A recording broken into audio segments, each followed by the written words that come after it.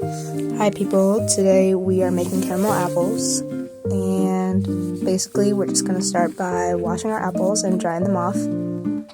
This basically helps get rid of the wax seal on them and helps the caramel stick to it better, because caramel is hydrophilic and obviously that does not stick to wax because wax and water don't mix.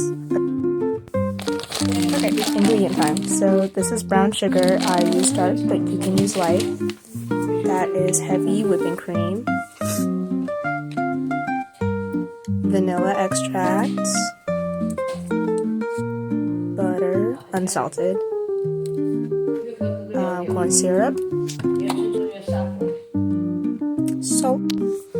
Okay, now in a pan over medium-low heat, we're just going to mix the whipping cream, corn syrup, our brown sugar, salt, and the butter. Just going to put it all in the pan and mix it. And you're just going to keep mixing until the butter melts. And yeah, almost immediately you could smell the caramel. It was really strong. So yeah, you just keep mixing and it turned like a really nice brown after a minute or so.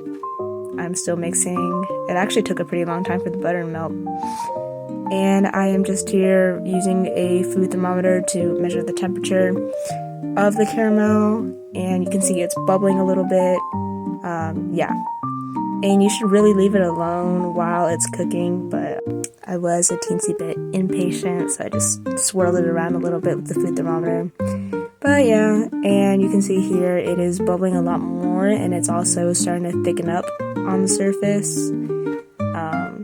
Yeah, but it should look like that. And over here I'm adding the vanilla because after it's reached about 240, maybe around 235, take it off the heat immediately and put the vanilla in. Okay, it's confession time. So I messed up. After I washed the apples and dried them, I put them in the freezer, and that is illegal.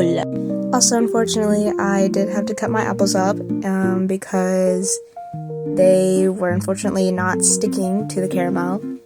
And I think it has to do with the fact that I used a saute pan instead of a saucepan because we didn't have a saucepan, so I had to make do with what I could, and I thought that this would be better to help the caramel coat. So even though my apples are kind of soggy and weird, I think you should still give them a try.